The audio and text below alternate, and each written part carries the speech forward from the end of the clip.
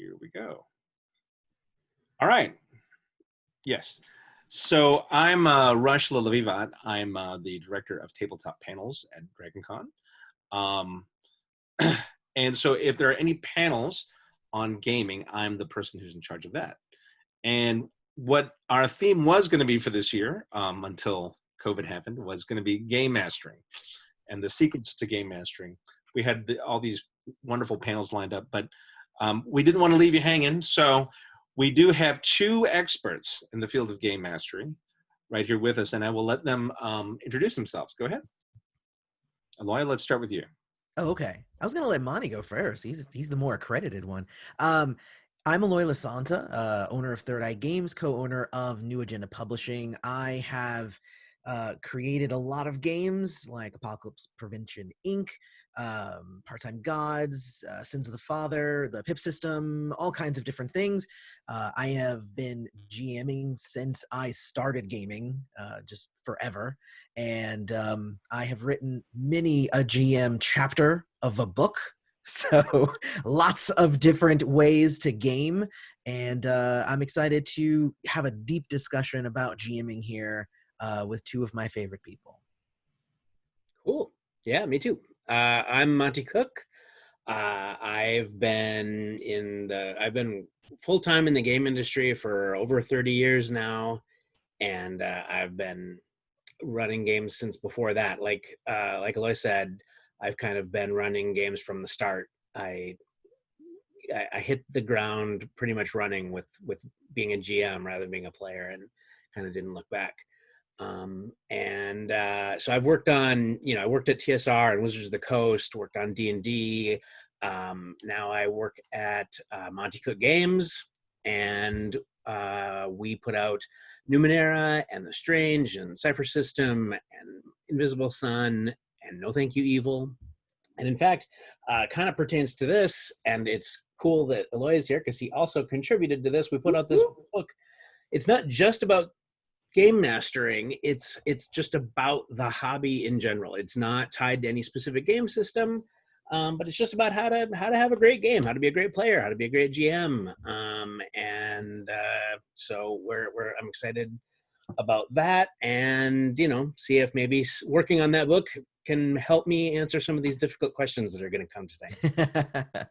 Okay, thank you. On that note, I'll go ahead and tell you that yes, this is going to be a panel on game mastering in general, but if you're looking for the basics of game mastering or how to get started and that sort of thing, I will go ahead and just say that this panel is not for you. Those sorts of videos can be found very readily all over YouTube, all over the internet, without very much trouble. And there's no reason to go over that sort of thing again. We have two GMs extraordinaire, so let's get really, really deep into the weeds and into some of the deeper, more interesting aspects of game mastery.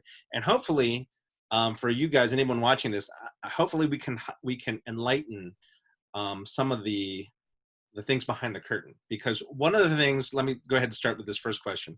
One of the things that is most interesting about game mastering is that there is so many things I find when I'm game mastering or watching somebody else game master that are unwritten.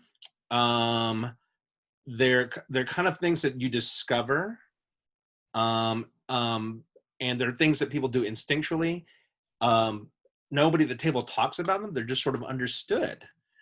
And what is interesting is if you are the kind of person that may not quite get that or get one of these understood things, then you can unfortunately run into problems. And so there are people who unfortunately have certain problems for years because they haven't discovered one of these they haven't really thought in a concrete way about one of these invisible things. So let me give you an example of what I'm talking about. For example, let's say there's a game master. They look at the book, they look at the game, and I see a lot of this because I'm gaming a lot with a lot of people who are brand new to the hobby, and they believe that every challenge, every encounter should be a very dire challenge for the PCs. There should be a very serious threat of loss every single encounter. So as they're playing the game, the PCs are getting beat up. People are dying left and right. And the game masters doesn't understand why the players are getting upset and getting mad. Yeah. The other flip to the other side. There's a game master who believes that, oh, we're here to have fun and tell a story. So almost every encounter, it's pretty much a given that you're going to succeed, and there's going to be very little threat at all. And to the point of, if someone falls off a cliff, you know something's going to save that character, right? If a person's about to slide into lava, you know something at the last minute is going to save them. There's nothing, no harm can come to the PC. So this is what I'm talking about the invisible things, the things that are hidden behind the curtain that we just never talk about. Yeah. How would you say to, like, let's say there's a group of new game masters, newer. How do you go about finding out those things and finding out the right way to do those, the right way for you to execute those things? Well, I mean, I feel like specifically with the options that you've given, Mhm.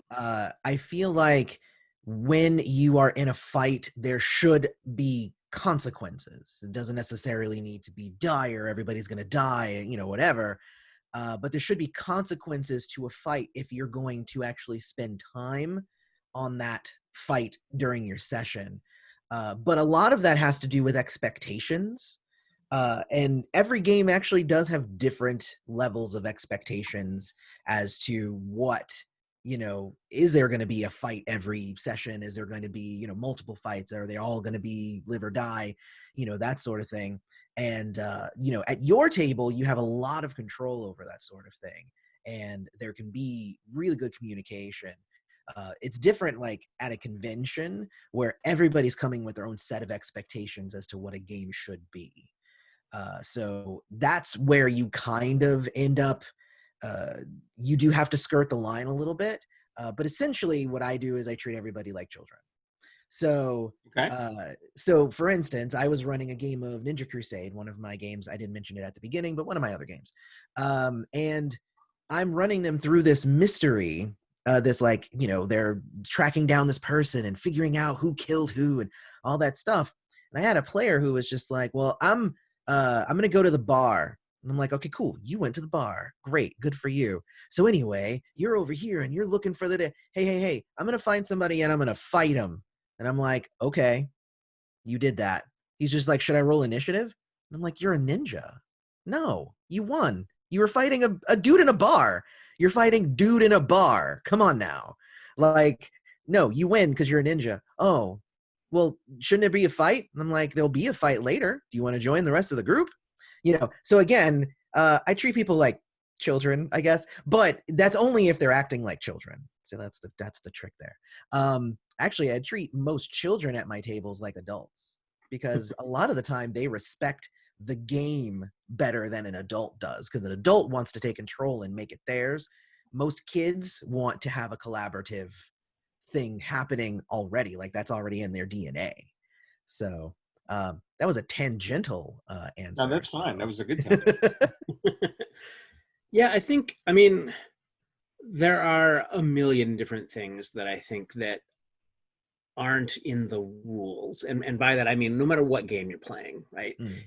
They have nothing to do with what dice you roll and the stats on your character sheet or whatever, that we just sort of, those of us who have been doing it a long time, take for granted, and newbies don't get, because how could they? I mean, the tough answer is you sort of got to learn by doing. But probably the number one thing that I wish someone had told me when I started is that you can actually talk to the other people at the table. And because I think that there was this idea, particularly when I started long time ago, right, that there's this kind of, I won't say adversarial, but this sort of wall between the players and the GM. And, I've got to keep all my stuff secret, so I can't talk to you about it, or else somehow the illusion that we're actually playing in a game in a fictional world will be lost or something. A And GM screen shaped wall. yeah, exactly. Right? And if someone had just gone back and said, if you've got these expectations and it doesn't seem to be what the players' expectations are, you can talk about that, right? You don't have to tell them how many hit points the dragon has, but you can tell them, and here's kind of what I'm thinking. I'm thinking that not every encounter is going to be deadly until you get to the big one, where you've got the real treasure is, and that's going to be a life or death battle. um and if the players are like, okay, cool, right, then they're on board. Or if they're like, no, I want more challenges, maybe you can adapt, maybe they can adapt. Just communication, right, is so important. And breaking that wall that sort of exists between them is not a bad thing. It doesn't ruin the game, doesn't ruin anybody's suspension of disbelief. It just makes things move more smoothly. And it's funny because like in life, most of us learn things by us doing them and then being Right. told, hey, don't do that. That's how you learn how to not do stuff. Right. That's how manners happen. It's like if you're eating dinner, your mom says, hey, put the napkin down on your lap so that you do that. You go, oh, okay. I'm going to do that now. I'm going to do that for the rest of my life now. And it's like same thing in gaming. If I'm like playing and the unspoken thing, like with a lot of games where people are like, they have to sit, and like wait for their turn, and like, that's what they have to do.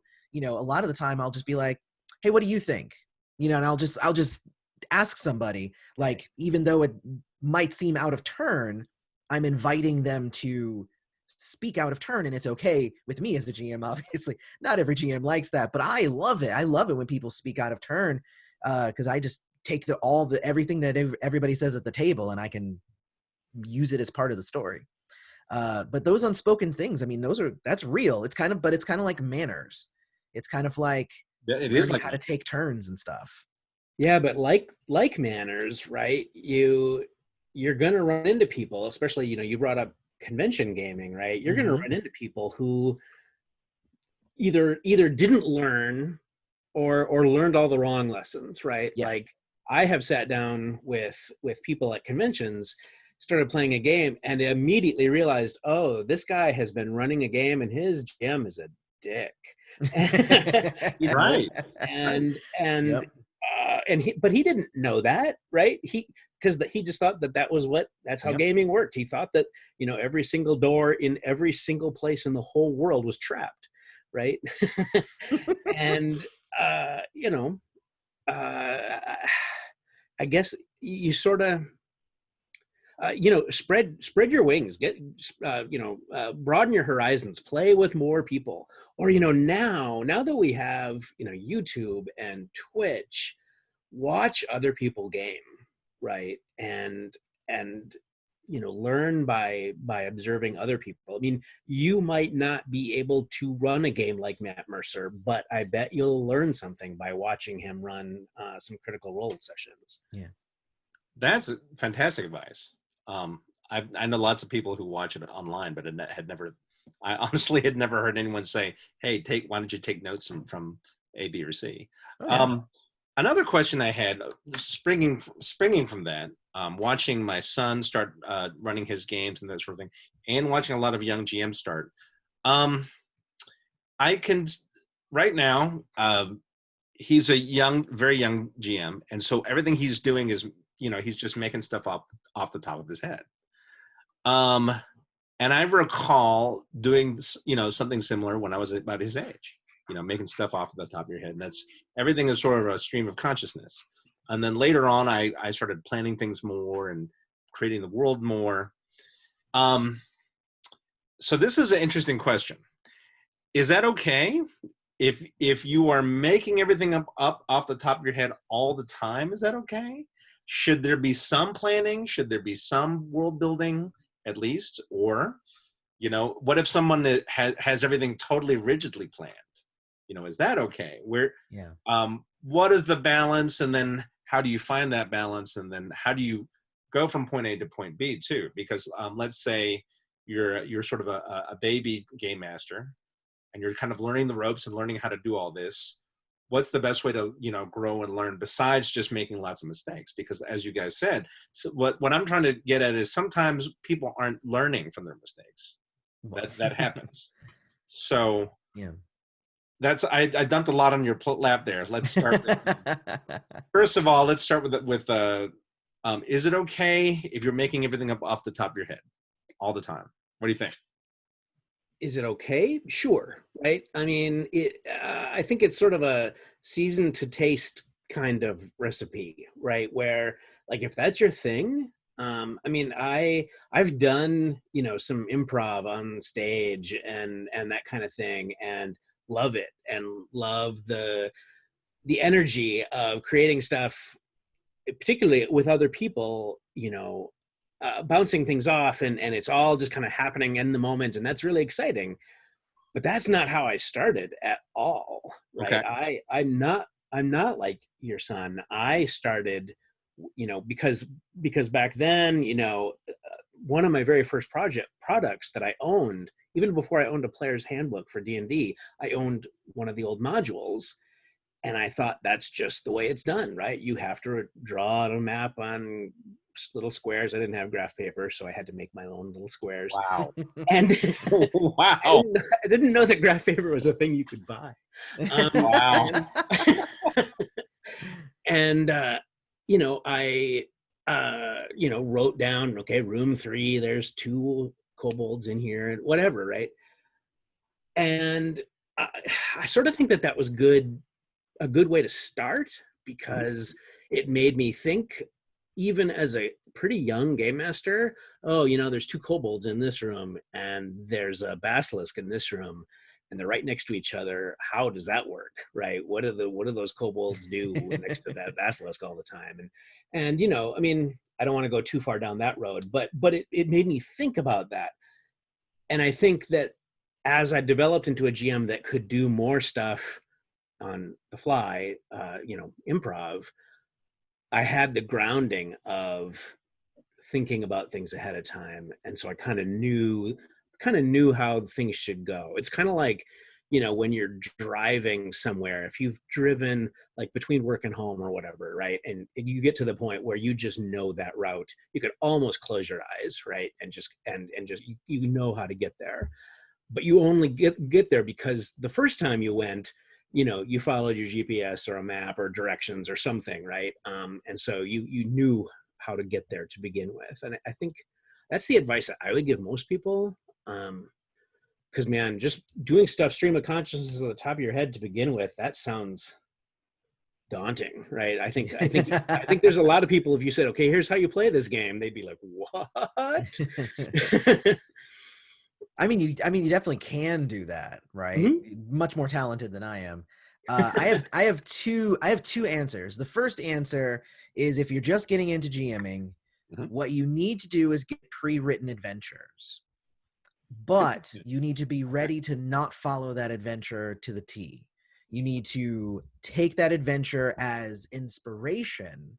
You can even keep large chunks of it, but if the goal is for you to actually run a game and be creative yourself, and, you know, put some of your own information and stuff in there, then you have to be able to branch off from there. Whenever I run a game, it seems like I'm improving everything. But this would be my second point, is that if you know the characters, then improv is easy. So what I mean by that is, like, for instance, whenever I run a game, we usually get together, we do a session 0, and then I say, all right, everybody give me your characters.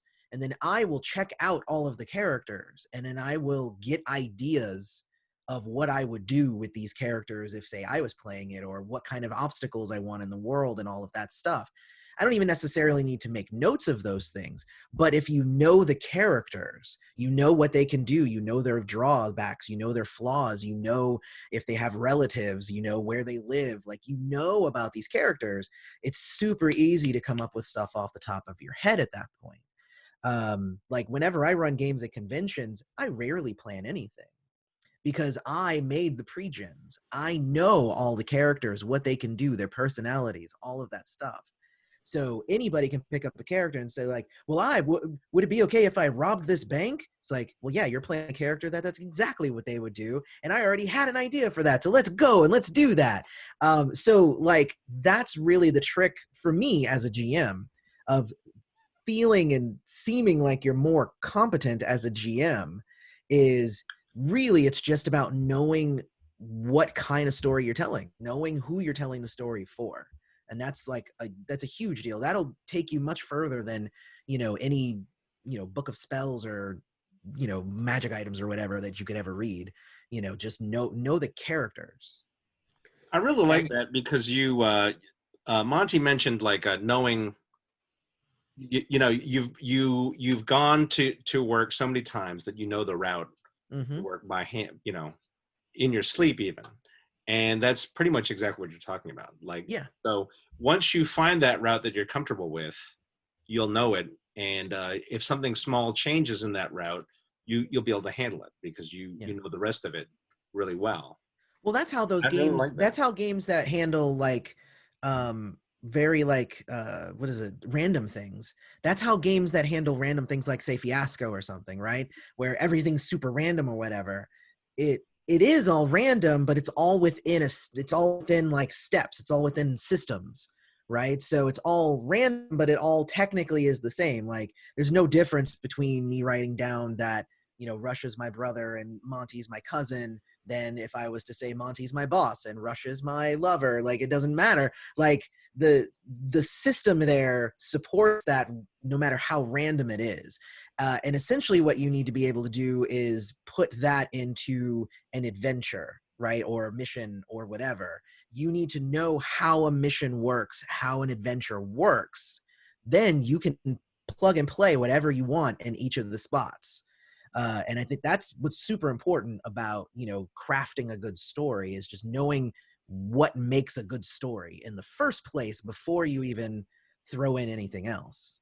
Yeah, on that note, I feel like over the last few years when I've been in discussions like this about game mastering, I find myself continually wanting to recommend that GMs, like I'm talking about somebody who runs a lot of games and you really want to get into this and really be good at it, pick up some books on screenwriting or novel writing and just the craft of fiction, because that's what you're doing, right? You're helping the group tell a story in the same way that a novelist sits down to write a novel. And very much like what Eloy was saying, like the knowing what you need to know, knowing the kinds of things that need to happen in a story at a particular time in that story is 90% of the work, right? Yeah. You do that, you understand, pacing, and you're just like, okay, so here's where I need to throw, a new obstacle in the player's way because, it seems like, the action is on a downward swing and we need something to, shake things up and whatnot. So I'm gonna, have a random encounter. I'm gonna, have whatever. The bad guy's gonna show up early. Whatever the thing is, right? And reading, some basic like,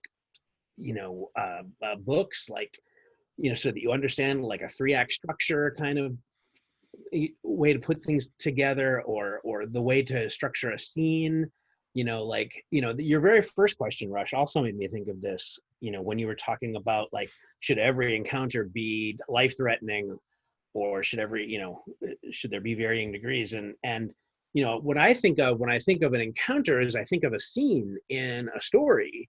And in every scene in a story, the characters want something, right? And if you're playing D&D, they might just want to get past the stone golem so they can get onto the next room.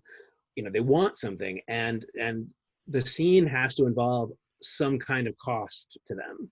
And they might be so badass that the stone golem he's not going to kill anybody or anything like that. But the cost might be that they're going to have to drink those potions of healing that they have, and then they're not going to have them when they have the big encounter, or the stone golem is going to slow them down, and or whatever, right? There's a cost, even if it's not, doesn't have to be life threatening every time, right?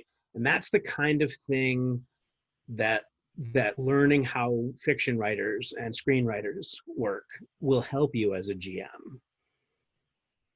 I like that a lot. I'm gonna like kind of highlight that. You said that 90% of all this is just knowing how a story works. Can you just throw out a few, like, can you name, like, say about 3 things you've learned from novel writing or writing, like you said, reading how to write a screenplay, that sort of thing? What are 3 things you've picked up about how to tell a story? I think that, well, I already mentioned the 3-act structure. Mm-hmm. And, so there's sort of the beginning intro part, there's the action, right? And then there's probably there's the turn, right? There's where some new complication comes in. Something happens in Act 2 that they weren't expecting. And if it, again, we'll just use the simplest adventure idea here, with a dungeon, right? So the first part is you're in the tavern and you learn about the dungeon and you get there. And the second part is you go through the dungeon. Oh, but there's an evil wizard in the dungeon that you didn't know was going to be there, right? And so that's the turn. Everything is changed, and you still have to overcome that and reach the goal that you originally set, right? Maybe there's a giant jewel in the dungeon that you want to get, and then so that final part of overcoming the turn, overcoming the surprise, and still getting to the end goal, that's Act 3, right? And you I think once you sort of understand that, right, and it's just as simple as saying every story has a beginning, a middle, and an end, right? It's not like super complicated, but you get yourself into that mindset and think about stories in those beats, right? And always put in the turn, which is going to probably come when at that point when the players are all thinking, okay, we got this, right? We know what's going to happen here. We figured it all out. We know we just have to go down this hallway and open up that door and we'll get the treasure. And that's when the turn comes in and shakes things up. That definitely is something that I have understood and learned through fiction writing and learning about fiction writing. And you can tell when someone doesn't sort of understand that, because they'll end up having an adventure and it kind of meanders around and it peters out in the middle, and it's just not, they don't have that intuitive understanding of how a story should be set up. For me, screenwriting actually does. I think screenwriting is even closer to what it means to create a story in an RPG than novel writing. Okay. Novel writing is a lot of like getting in the character's head and like describing everything. Screenwriting is like, you went into the room was dirty, now what happens? Like that's kind of how screenwriting is. It's much more direct. And what you learn in screenwriting is if you include it in the script, then it must be important. So, kind of like what they always say, like if somebody shows that they have a gun in their pocket, that gun has to go off before the script is done. So that's part of what you learn, is that, what everything that somebody says, everything that somebody does when you're running your game should have some sort of consequence, should have some sort of reaction. Every action has a reaction. So, if you end up punching the guy at the bar, or whatever, we could just end that there, or that could actually come back later on while you're trying to negotiate with the big bad. And he's just like, well, I actually own that bar and you actually cost me a lot of money because you did that and I had to pay insurance. And so now I'm mad at you and now I'm going to sue you. Like, it could be anything really. Right. So, but like, it really should, that's honestly, screenwriting is what showed me how to kind of interconnect any of these individual things that players might do. And I actually really enjoy doing it for players who come from that sort of environment where they're where they love to just run in and just cause chaos, and then they go on to the next place, and that's just how gaming is. That's what gaming is. And I am usually the GM that'll be like, oh, well, you just did that thing. Well, when you get to the next town, now they heard about the stories. Those they travel fast. Now what's going to happen now that now you have a reputation attached to you, and it becomes like, and they'll be like, well, what we do doesn't matter. It's fantasy. It's like, well, it depends. I guess it depends on the GM. But that's really what screenwriting. A lot of screenwriting is like that, and it's really about choosing words. It's about choosing what's important to put into a script, because a script essentially is kind of bare bones. Because you're supposed to write a script and then hand it to a director who will then infuse more life into it.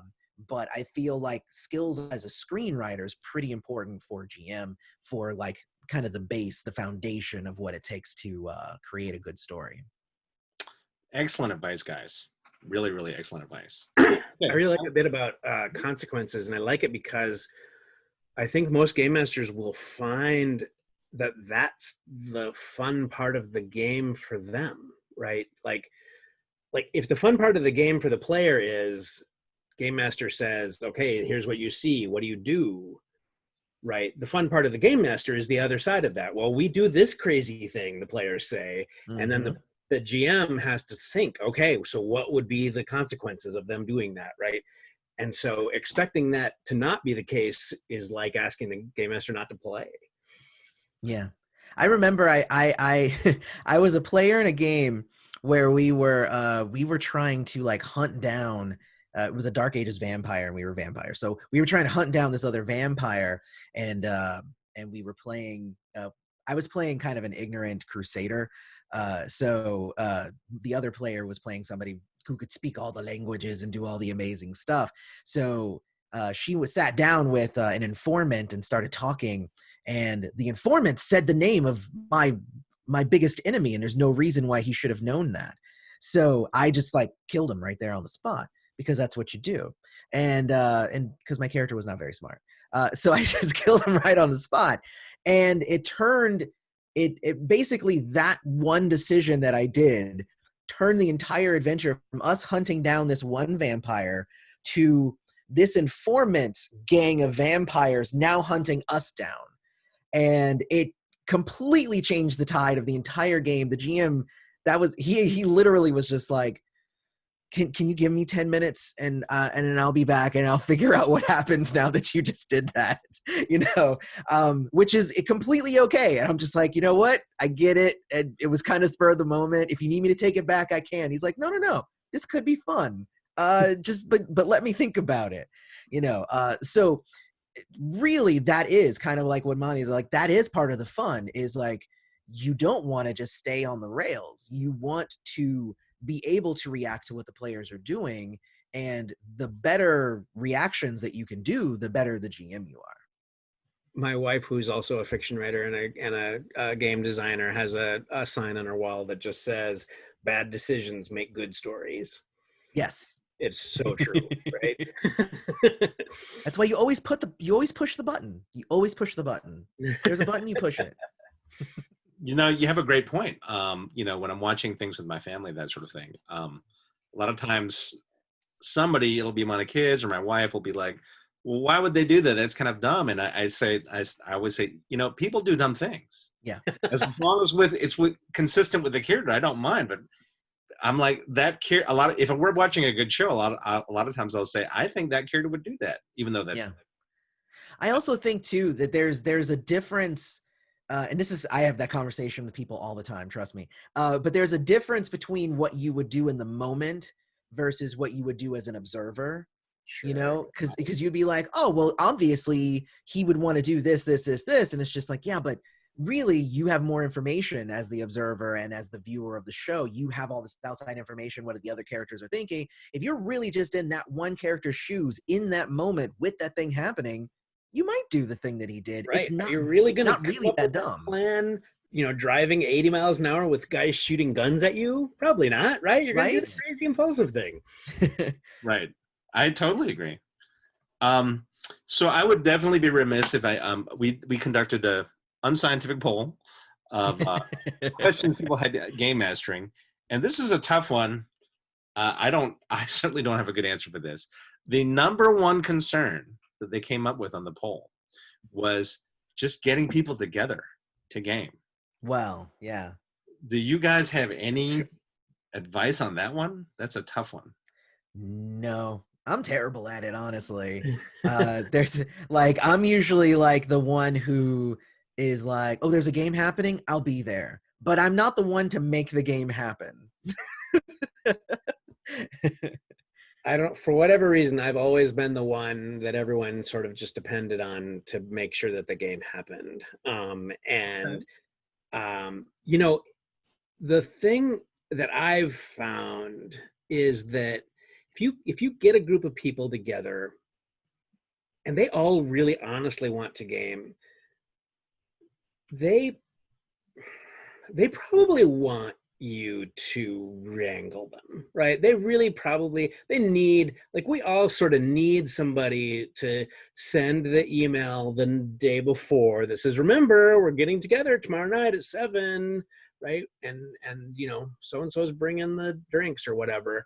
And you know, I think a lot of people, they're reluctant to do that. Oh, I don't want to be a nag. Oh, you know, or especially like, you know, if you're the organizer and you're the GM, you think, oh, well, you know, if they don't all show up at 7 without any prompting or whatever, then they must not like my game, and I'll just go and feel bad about myself. And you know, that's you know, human beings. We get busy. We got lives. You know, Yeah. things are happening, and so, you know, don't be afraid to kind of wrangle people. They'll appreciate it. Yeah. I mean, I can't even count on number of times people have said to me, thank you for, you know, kind of lighting a fire under me a little bit to get me here because I had a great time tonight or whatever. And, you know, we have a lot of tools in our arsenal now that we didn't used to have, just with online, like, well, I mean, online gaming is a whole thing, right? Which brings down some of those barriers of being able to get together. But even beyond that, right? I mean, we can have an email chain. We can set up a Discord. You know, there's websites like When Is Good. I think it's whenisgood.com, where everyone just goes in and picks a date, and you and then you find it, you know, the dates that it's good for everybody, right? So there are lots of little tools that will help you. And I think the other thing is structure your game so that if somebody can't make it, you still get to play. Yeah. And I think this is such a big one that, like, in a game that I designed, Invisible Sun, I actually wrote it into the setting. There's a reason why if somebody can't show up for the session, oh, you know, their character is drawn back into shadow and they just can't be there, and they're not there. And then if they show up the following week, oh, then they're back, and it's part of the setting, and everyone understands that that's the kind of thing happens. And let me just say real quick, I'm so grateful for that, because when I played that game, that has been very handy. Very, very handy. Just as a quick anecdote, they were in a big intense negotiation, and one person couldn't make it. They vanished in the shadow, and instead of being like, well, wait, we never heard from them, everybody watched the person disappear and then just turned, just kept going on with the negotiation, because it kept like, well, that's what happens. People that disappear. happens. Yeah, you know, and there are other solutions for that too, right? You can have somebody have to go home and visit their ailing mother, or you know, whatever, or maybe you just decide not to care, right? And just say, okay, well, we don't know what happened to Bob and his character, but we're still going to play anyway, because I feel like that's what happens most of the time. It's not, the problem isn't we can't get everybody together. It's that we can't get everybody together without there being somebody who is a no or a maybe. And so if you can still have a quorum, right? If you can still have a fair number of the people there and make it work, and so you can still have the fun of gaming, then that conquers a lot of those issues. Yeah. Okay, that's what that was going to ask that follow-up question, but you answered that basically. Like, what are your thoughts on gaming with somebody's not there or a few people can't make it? And Yeah. I definitely concur. We always soldier on, but I do like what your point, Monty, about if you can structure your game so that if someone is not there, it is at least convenient. Yeah. And that's You know, what I did with my recent game, which doesn't have any special mechanics for someone disappearing. What it is, they're in a small town and they're adventuring outside of that town. And a number of times, what has happened is, I said, well, they're not here. They're back in the village, right? Yeah. They're, There you they go. they just haven't gone with you to the mountain or whatever. And actually, and a lot of times, it's made a lot of sense. So it's if you can end if you can end the majority of your sessions not on like a cliffhanger, not right in the middle of like, then it becomes really easy, right? Then if they were going Yeah. back to town anyway, oh well, Bob doesn't come with us the next time we go out to the Yeah, dungeon exactly. or whatever, right? Because he'll just stay in town and do something else. It only really causes problems when you're right in the middle of the thick of things and a character goes poof, right? right. Okay, then the next big question that was on our poll, and this is another sticky one. You have that one person in the group, and they're really problematic, and it's time to let them go, right? We've done many panels and many sessions about how to deal with that troublesome person, but this is much deeper. This person is making it either impossible or extremely uncomfortable to game, and I don't need to get into it. Everybody knows that person. Yeah. Oh yeah. Yeah. So what is your advice on that one? I think this question came up last year too. I'm going to give you guys the same answer. I'm going to give you guys the same answer Okay. that I gave. You say, we're not going to play anymore. And then you just keep playing. And then you just don't invite them anymore. Like there is a more straightforward way to do that, like, have a conversation with them. Maybe they'll learn from the experience and all that stuff. But like, from the description of what you just told me, this person is so problematic. You probably have already discussed it with them. They already know what they're doing. So essentially you go, you know what, we decided we're not playing on Thursdays anymore. So, I guess we're done. And then you just call up everybody and then you say, hey, you want to play on Wednesdays instead? And then you do that instead. And then you just don't invite that person. And there's nothing wrong with that. Like, not everybody has to be invited to everything.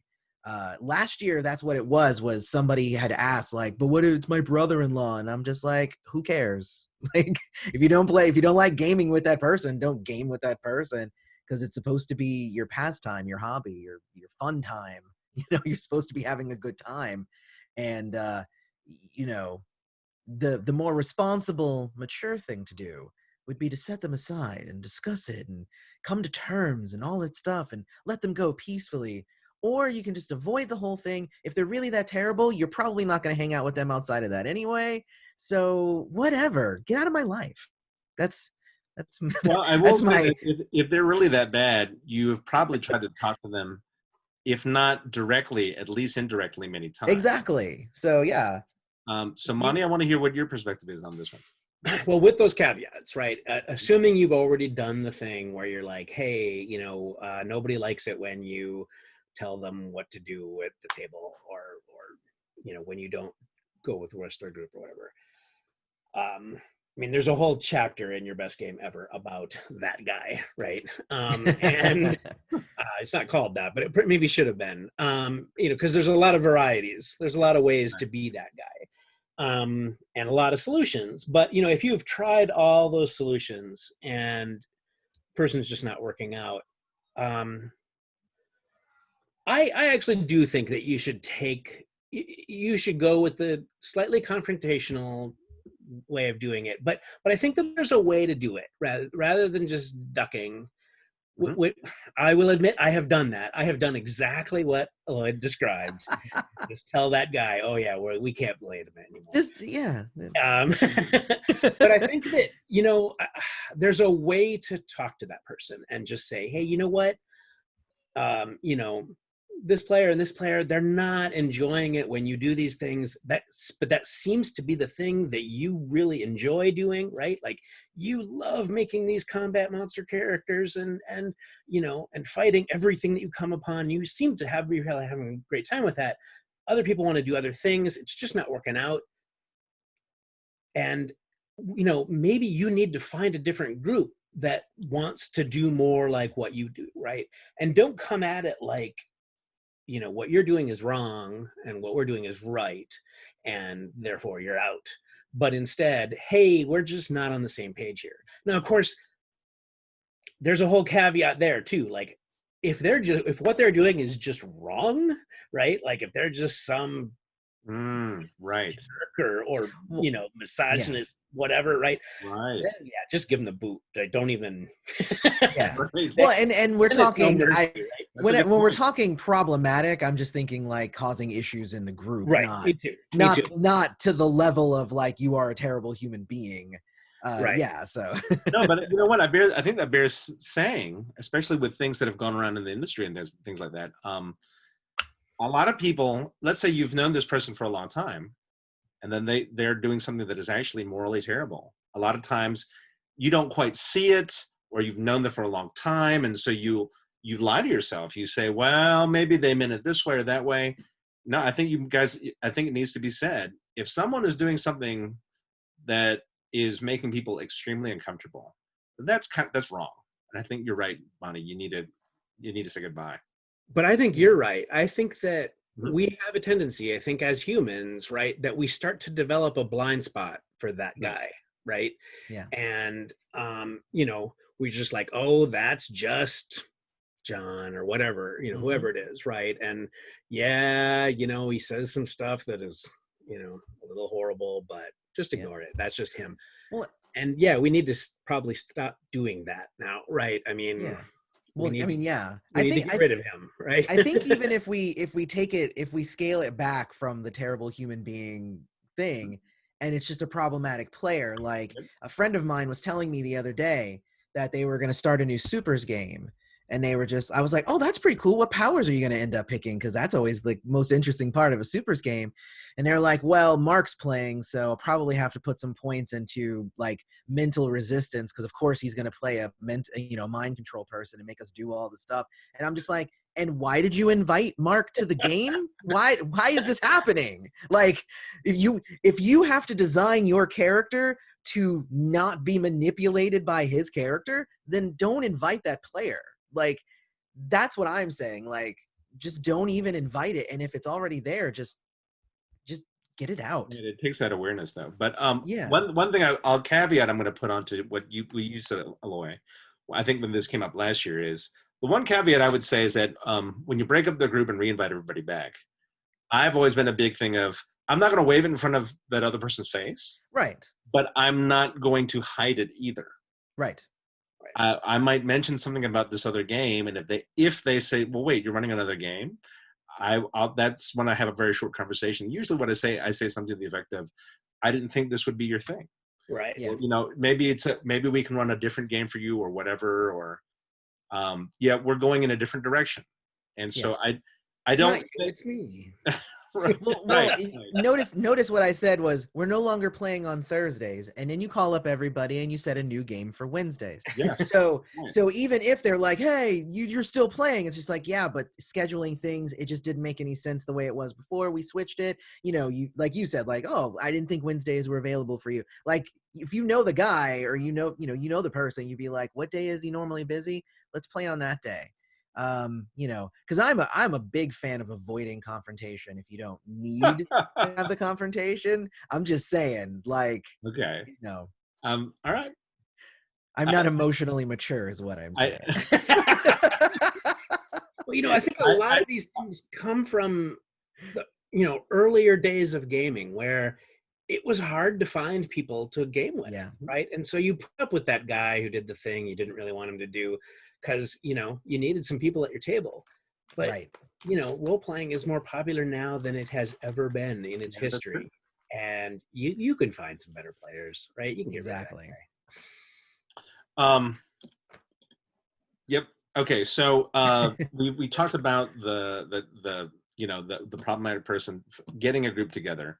Um, do you guys have and then finally the number one big question was getting along the lines of forming a group was really getting everybody invested into the game. Hmm. What are some things you would say to along those lines? What are some things you'd want to people to know about getting people really invested? I think I'm going to build on something that Eloy already said and talk Mhm. about it from the point of view of the characters. Mhm. I think that the way to get people invested in the game is to get them invested in their characters. And there's some interesting things you can do. I've tried them through game design, right? There's again, Invisible Sun. There's a whole sort of first session where you kind of do the last bits of character creation as a group and whatnot. But uh, you can do it in a lot of ways. Like here's a way that I've really enjoyed in the past, and that is if you got 5 players, start the game out with 5 one-on-one sessions, right, where you have a whole session where you're just talking. I'm running the game and Eloy is playing his character, and it's just you. The spotlight is always on you, and you really you have that time to get into your character's head, and um, suddenly this character means a lot to you, right? It's not just the fighter of the group, right? It's this guy, and I've thought about it, and I've interacted with people and whatnot. And then when you bring them all together, you have all these rich characters, which is good for the game. But I think it also, everyone is already invested even before they meet the other player characters. So that's, I think coming at it from the point of view of character is really good. And again, I keep coming back to this, right? But that's the way to get people involved in your story if you're a fiction writer or a screenwriter, right? It's through the characters. Yeah, I would double down on that. It's I don't remember who said it or whatever, but essentially a character sheet is the player's love letter to the GM. So essentially, if you're reading the sheet and they've put a lot of points in computers, they want to have hacking stuff in the story. If they have lots of points in fighting, they want to have some fights in the story. So essentially, you just look at the characters, you see where they put points, make sure those things are in there so that their characters can look badass. This is essentially that's like the simplest way to get people really invested is to give them the opportunity for those moments with their characters where they feel like they are like the best in the world. But then you also pay attention to places where they are weak, and you throw that stuff in there too. So then they have those moments where they can be like, "Oh man, of course that was my only one kryptonite thing, and you made it happen, and you must have read my sheet." It's like, yeah, of course I read your sheet. Come on. So yeah, that's essentially you have to be able to have those really high highs and those really like deep valleys, because the middle is like where they're investigating stuff and blah blah blah, but you really want to have like you wanted the opportunity for like big wins and big losses, and those are the things that really suck people in. If they're like, even if they're like running from the bad guy and their friend is murdered, like that's a failure, but that's an impactful moment for them. So that's kind of where I would go with it. It's like look at their characters, see what's important to the character, see what their weaknesses are, and exploit those in your story. The other Awesome. thing, Wonderful. the other thing Go that ahead. you can do is in a D&D campaign that I ran and eventually published as a product, it all took place in this city called Tallis. And Tallis has this gigantic, impossibly tall spire in the middle of it with a horrible, evil castle on top. And I did that because I wanted the characters from the very first session, first level, to like look up and say, okay, well, I know what we're doing at 20th level, right? I mean, it was this sort of very overt metaphor of here's where you're eventually going. Right. And you don't have to go that far. You don't have to be that dramatic about it, but give them a taste of where things are going. And if you make that interesting enough, right? It's almost like showing them the trailer of the movie before going to see the movie, right? They're like, oh, well, I know, cool stuff's coming, so Yeah. I'm there every Thursday. Right. I like that. I like the way you stated that. Okay. But to wrap this up, I'm wondering if you guys have any tips or like basically like tricks, little shortcuts, little things that you would want people to know that are just things that have really, really saved your life. For example, for me, one thing that I've learned is as the GM, you should write down as little as possible and delegate that as much as you can. So for example, I'm usually not keeping track of hit points at the table. I assign that to someone else. As people dole out damage to monsters, I'm having someone else write that down so that I don't have to, and I don't lose that time. And then another tip or trick that a lot of times I'll do to speed up combat, let's say, is I'll have someone roll to see if they succeeded, and then I'm gonna go ahead and have the next person roll, and then I'll go back to that first person, and then describe and interpret what has happened. Yeah. And then that's given me a little bit of time to also think about what's happened over here, and then I turn to the person number two. And so we don't have a long pause after some rolls, right? Yeah. Roll, right. long pause. I think about it, I interpret, I talk. No, I know this person person number two succeeded or failed already, how much damage they've done. So those are, for example, two tricks that I use to keep things flowing and moving on the table. I think for me, I'm a big fan of not having anybody not playing at the table. So even if I if like a lot of the time this happens in Part-Time Gods quite a bit, where somebody will have like an individual scene. But what I'll end up doing is if that person has an individual scene, let's say they run into a fight, I'll get one of the other players at the table and say, cool, you're playing a Gorgon. Go ahead and look up the rules, and then you get to roll against him. Like, I'm not going to play the Gorgon, you get to play the Gorgon. Even if it's not a combat scene, I'll be like, cool, you're gonna play his wife. Tell him about what the wife is like so that he can play your wife. And it just makes it so that if that person's not technically in the scene, their character isn't there, the player is still engaged in the scene and is participating in the game. And I like to do that, but it takes some finesse. Like, I wouldn't say that that's like a first game you've ever GM'd kind of thing, because it can go off the rails a little bit, because you have knowledge of the world and stuff that other players don't. So you kind of have to know what to equip that player who's taking over an NPC with, that sort of thing. So, yeah. I personally run a lot of games very much on the fly, using a lot of improv. But one thing that I'm terrible at doing on the fly is making up names, right? And so rather than having all the NPCs named Bob and Joe and whatever, right, I will come up with a list of just names that fit the setting, whatever it is, and I'll have that written on a piece of paper. And in fact, that will often be the entirety of my GM notes as I go into a game, unless I had just like one really cool idea, like, a guy's head explodes and bugs come out or whatever. I might have that written down too. I'm going to work that into the game at some point, right? But then the second way in which, the second step in which that becomes really handy is if I've got 6, names written down, like the only time somebody's going to get a name if I'm running the game is if they're somehow important, right? Like if it's just the bartender in the bar, then who cares? But if they've actually interacted with a bartender enough that we have to give them a name, so I take the first name off my sheet, and I will also write down bartender in wherever the bar is, and that will be all the notes that I take during the game. But it will be useful because if that guy was significant enough to get a name, then he's significant enough to potentially work back into the game again. And so I can look back at last time's notes, right? Oh, and rather than just having some other NPC in a later session come up to the players and ask for their help or whatever the thing is, right?